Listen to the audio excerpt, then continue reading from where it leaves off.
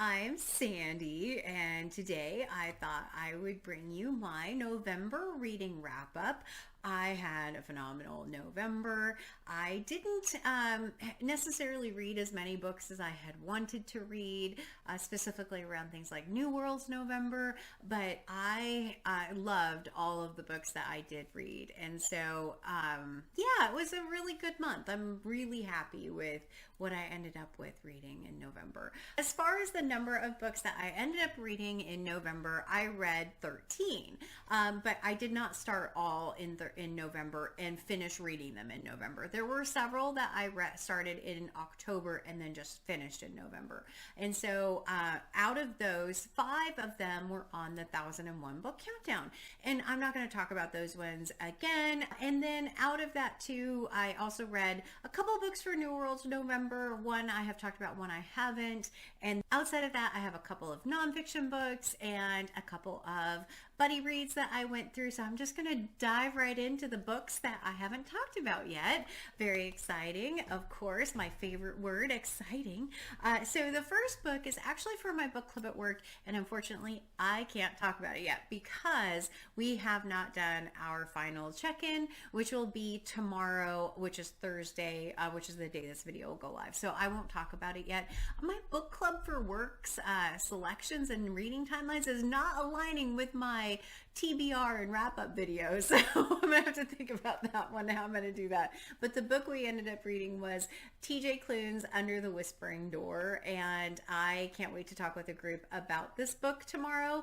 I had a lot of fun reading this book. It was a big surprise. I, for some reason, thought this was more YA, and I don't know if it's because of the artwork on the front of it, but reading it, it didn't feel like a YA book. So I had a lot of fun definitely reading this book. I can't wait to talk to my group about it tomorrow. Hopefully maybe in an upcoming video, I'll talk about this one more in depth here. But for now, this is book 1 that I read. The next book is one that I read for New World's November. As I said, my New World's November reading did not live up to my hopes in my head. I had read The Martian Chronicles and I read Project Hail Mary last month. And so those two I've already talked about. But the third book that I read for New World's November that I haven't mentioned is actually All Systems Red by Martha Wells, which is the first in the Murderbot series. I was not familiar with the Murderbot series. I heard about it, I believe, on Rosie Cockshut's channel and then a couple of other channels, and people just were raving about this book. So I read the first one in the series. I do have the 4-box set for the first 4 books, but this is the only one that I have read so far. So if you're not familiar with the Murderbot, this is a Murderbot. You find out how the Murderbot got its name in the book, so I certainly am not going to spoil that, but it's a security, what do you call it? It's a security robot that is supplied by the company to help protect the people that are on this planet. And it has a malfunctioning governor unit that allows it a bit more freedom than maybe it should have. And all it really wants to do is sit and watch TV programs, series of different kinds. And so it is a fascinating read. I really enjoyed this one quite a bit. I can't wait to read the next ones. But it was one of the top reads this month. I really love it when you find a new author and a new series that just intrigues you like that. I didn't want to put this book down. It's very short. You know, New World's November was all about short stories. So this one definitely qualified for that. But it was magnificently fun and it was just a fast read. I really, like I said, want to read the next ones in the Murderbot series. But yeah, that was the next book that I finished in November. And then the next book is a reread for me, which is part of Christie Fest.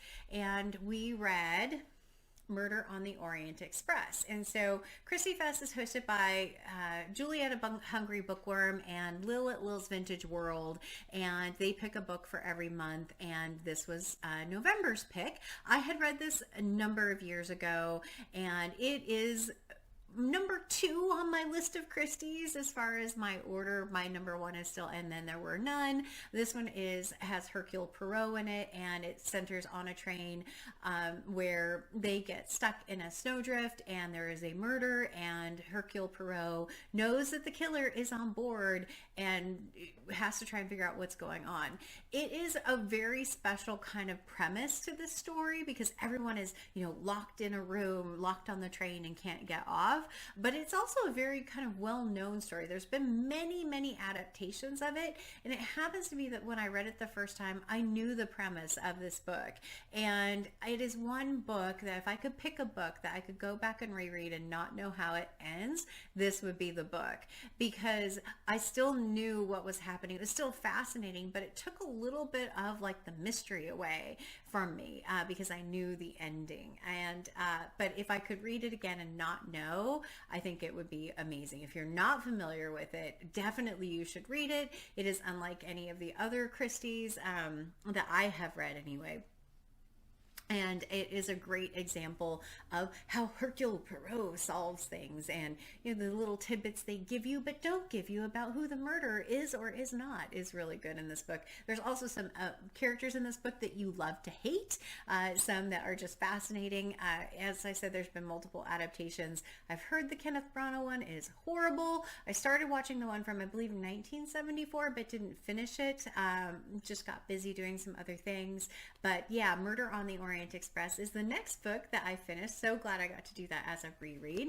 And then after that, I had a buddy read with Margaret Pennard, and we got to read Hamnet by Maggie O'Farrell. And so this was a great book to do as a buddy read. We actually took our time with this one and read it over a couple weeks. It's not a very big book, and it was really nice just to kind of slowly read this book over a couple of weeks' time and really start to just kind of get to know some of the characters and really enjoy learning more about them as I go through. So it follows the main character's name is actually Agnes, which is Hamnet's mother, and you learn a lot about Agnes at the start of the book. And the book goes from kind of current times, which is a plague setting, back to when Agnes was young, and bounces back and forth. And so you get to learn about Agnes, you get to learn about her husband, you get to learn about her family, and then also what's going on with the children in the current time and with the plague. And when I picked this up, I picked this up for Shakespeare and had wanted to read Hamlet and then read this. I, for whatever reason, thought that Hamnet was the fictional son of Hamlet.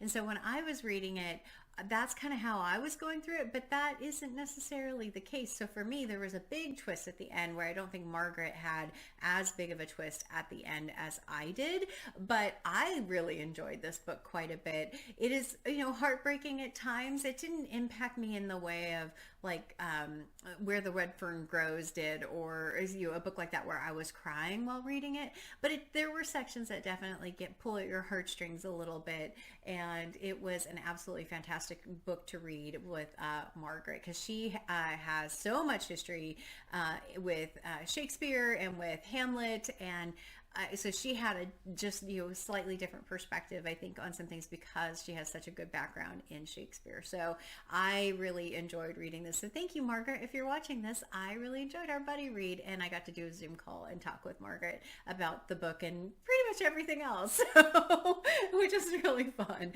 But that was my next book. The next book is the group read that I did for Wolf Hall by Hilary Mantel. And we did this as a group read with Shelly Swearingen, AJ Dunn, Reads and Writes, Jolene at Bookworm Adventure Girl, and a couple of subscribers. And we started this back in October and finished it in November. And we were reading a part per week, I believe is what it was. And then we will continue on with book number 2 in the trilogy with our first check-in coming in this weekend. This book follows, Henry VIII and his numerous wives, and also is basically following one of the characters that was alive then, which is Thomas Cromwell, and his start and his influence over Henry and over Anne Boleyn and a wide variety of different characters is really what you're going through with this book. For me, Unfortunately, this isn't my favorite book. I had a lot of trouble connecting with the characters in the beginning, and there's a lot of nuanced kind of conversation, I think, in political conversations, which for me is not always my favorite reads. A couple other people in the group think that thought that this was a 5-star read. So we had varying opinions as we went through. Well, I will say part 6 in this book really redeemed the book for me quite a bit, because it really was fascinating at the end to see how influential Anne Boleyn was, how influential Thomas Cromwell was, and just how petty some of these characters were in this time and in this book.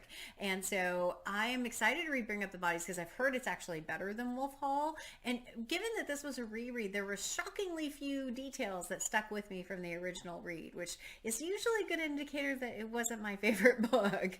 And I would say that's true with this one. It wasn't my favorite. I had a great time talking with the group and reading with the group. I knew it wouldn't be my favorite when I decided to read it, but I love talking with that group. So yeah, but I'm excited to pick up the next one. I think it'll be good. But if you like this kind of historical fiction and this particular time period, it might be one that works for you. Unfortunately, the political kind of nature of it, and that just detailed number of characters coming and going, for me, it was a little difficult. All right, so the last 2 books I have are both my nonfiction reads for Nonfiction November. Nonfiction November is hosted by a Book Olive, and she had 4 prompts. I had selected 4 books, but only got to 2, which is, not bad. I would have loved to have been able to read the other 2 books. But the first book that I did get to is the one that I picked for the prompt style, and I got to read this with Britta Bohler, and the book is Nomadland by Jessica Bruder. So Nomadland, has an adaptation that is the Academy Award winner, I believe, for last year. And Nomadland follows a woman whose name is Linda, and Linda is now living in her van and is traveling around the United States finding temporary work in various locations, either as a camp host or working as a temporary worker for large retailers that need seasonal help. And it is a really interesting perspective on how people are living in the United States today, trying to survive on little to no money. And that is often what is forcing these people to live in their vans. They say that they're not homeless, they're houseless, but they do live very much like a nomad, trying to find places where they can sleep, that are safe, that are not going to cost them a lot of money. It is sad to kind of realize that this is kind of where the U.S. is heading, this homeless existence and living like this. And there is a big community aspect to the van life that they do, and the kind of community that they build, and that to support each other and check on each other. It doesn't paint a very rosy picture of this life, though, and it definitely doesn't paint a very rosy picture of the big retailers that people work at for seasonal work. And so if you're not a big fan of big online retailers, this is an interesting book to read. But the problems with that I had with the book, because it ended up not being the 4 or 5-star read I wanted it to be, was it got to be a bit repetitive, and it also went away from Linda at times. So we then transitioned to like a whole bunch of different festivals and different kinds of different people, and I just really wanted to hear more about Linda's story. And then the end really needed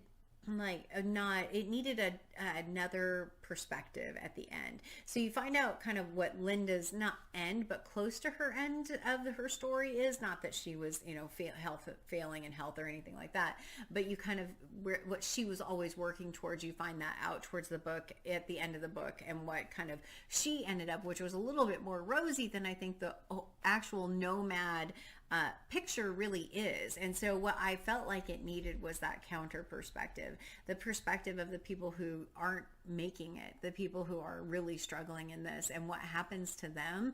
I think that would have been a really powerful ending to this. Thank you so much, Britta, for reading this with me. I had a wonderful time as usual, and really appreciate your perspective as someone not in the United States, kind of how this is a little bit different than maybe some of what happens in Europe. I really did have a good time reading this with Britta, but it ended up being more in the 3-star range for me. 3.5, I think, is what I ended up giving it on Goodreads.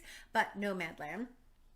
And the last book is one of the best books I read all month. I got to read this with Stephanie Cohen, who is a commenter and a subscriber and is absolutely wonderful. I also got to do a Zoom call with her, and I just absolutely adored having conversations with her about this particular book.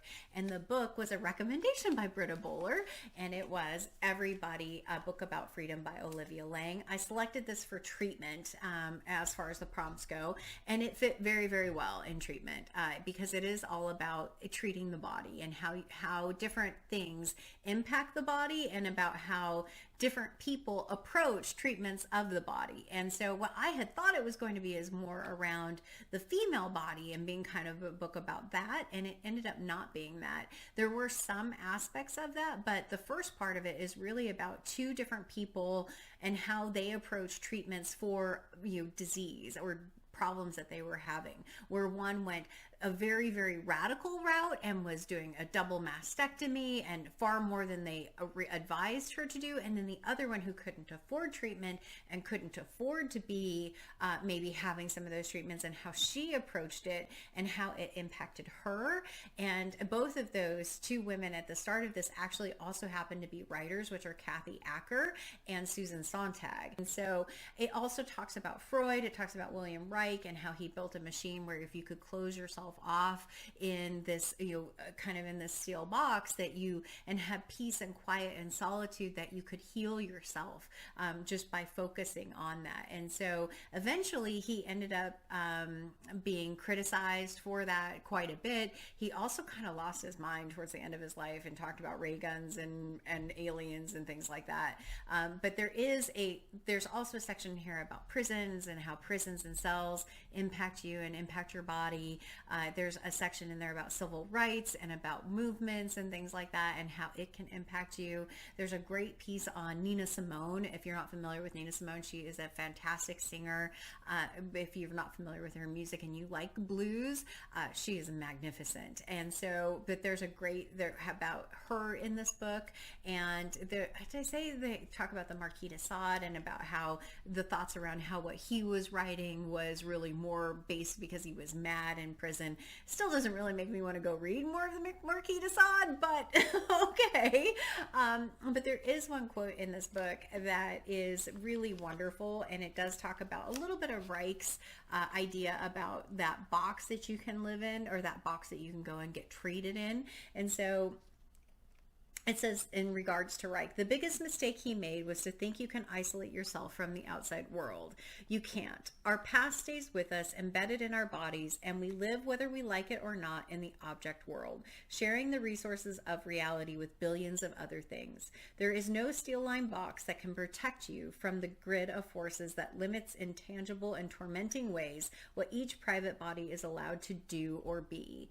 There is no escape, no possible place to hide. Either you submit to the world or you change the world.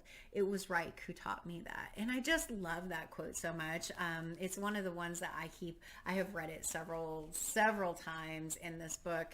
It also is one of those books that will make you want to read more books because I do have a Nina Simone book called Princess Noir. I have the Susan Sontag book. I have 2 books by Kathy Acker now that I really would like to read. And so it is one, hopefully I can get to some of those fairly soon after having read this one. But for Nonfiction November, 2 of the 4 books that I was able to complete, both of them just were leading me on to more reading, which is part of why I love reading so much. But that is the last one. So thank you again to all of my buddy readers and group reads and everyone who's been on this journey with me. November was an absolute blast. And I look forward to December and hopefully a really positive update at the end of the month. As always, like, comment, and subscribe. And until next time, everyone, thanks. Bye.